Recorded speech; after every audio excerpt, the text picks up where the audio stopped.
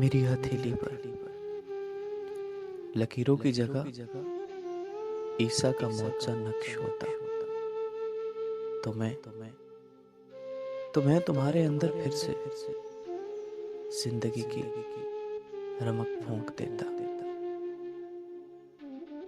اور موت کو کسی پرانے کپڑے میں باندھ کر برمودا ٹرائی اینگل میں پھینک دیتا، جہاں سے چاہ کر بھی وہ تم تک نہ پہنچ پاتی۔ تمہیں معلوم ہے تمہاری موت کا سکرپٹ لکھنے کے بعد لکھاری بہت دیر تک اداس بیٹھا رہا، مگر وہ بخوبی جانتا تھا کہ اگر مرکزی کردار مر جائے تو کہانی سپر ہٹ ہوتی ہے۔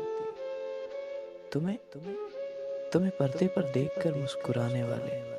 اب کئی روز اداسی کو گلے لگا کر تمہاری باتیں کرتے ہیں، تمہاری موت کا سین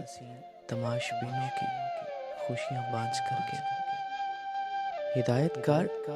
ناخنوں سے اپنا منہ نوچ رہے ہیں کہ ہارر مووی کا رومانوی کردار مر گیا،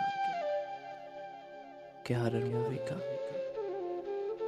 رومانوی کردار مر گیا۔